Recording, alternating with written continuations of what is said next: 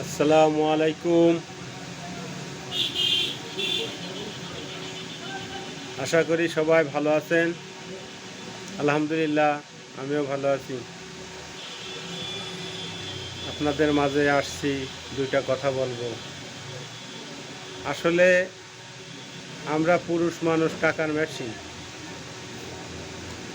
আমরা টাকা ইনকাম করতে পারলে সবার কাছে ভালো, সবার দিতে পারলে সবার কাছে ভালো। বউ, ছেলে বিলে, আত্মীয় স্বজন, বন্ধু বান্ধব, যে যেখানেই আছে, দিতে পারলে ভালো, না দিতে পারলে খারাপ।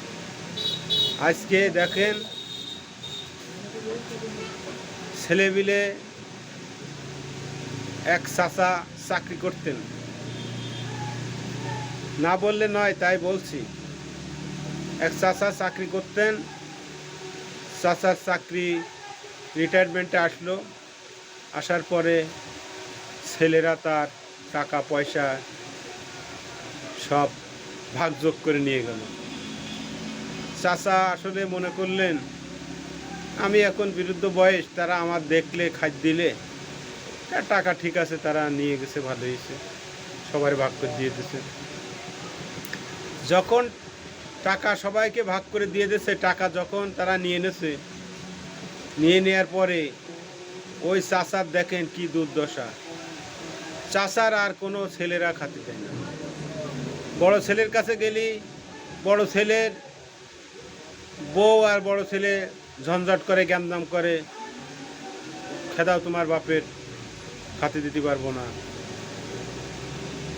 মাইজে ছেলের কাছে যায়, মাইজে ছেলেও সেম একই, দুইজনে স্বামী স্ত্রী গ্যামদাম করে, খাতে দিতে পারবো না। ছোট ছেলের কাছে গেলি, ছোট ছেলেও সেম একই জিনিস, সবাই গ্যামদাম করে। এখন চাচা আসলে মানে তার কোনো উপায় নেই। চাচা তখন দুঃখের জ্বালায়, কষ্টের জ্বালায়, কি করবে চাচা? তখন চাচা একটা রিক্সা নিয়ে চাচা রিক্সা চালায়। যখন চাচা রিক্সা চালায়, রিক্সা চালাতে চালাতে চাচার বয়স হয়ে গেছে, সে তো আর আগতে পারে না, খুব কষ্টে চালায়। তখন ওই ওনার রিক্সায় একদিন একজন ভদ্রলোক উঠলো। ওঠার পরে বলছে, চাচা তোমার রিক্সায় তো আসলে যাওয়া যাবে না, তুমি মুরব্বী মানুষ, তোমার রিক্সায় গেলে তুমি তো আগতে পারবা না। যাই হোক, তুমি তোমার ছেলে মেয়ে কয়জন, কি করে? তখন সব বললো চাচা। বলার পরে বলছে, কেন তুমি টাকা, পেনশনের টাকাগুলো ছেলে মেয়ে দিয়ে দিছাও? তোমার টাকাগুলো তুমি যদি আটকায় রাখতে, তাহলে আজকে তোমার জীবনে এই দুর্দশা হতো না। তখন চাচার বললো, চাচা তোমার আর রিক্সা চালাতে হবে না, তাহলে আমি কি করবো? কাছে তোমার দুটো ডাল ভাত খাতে পারলি তো হবে। কাছে হ্যাঁ, আমি দুটো ডাল ভাত খাতে পারলেই আমার হবে, তো চলো তোমার নিয়ে যায়। তখন ওই চাচারে নিয়ে যে এক আশ্রয় কেন্দ্রে তাকে দেয়।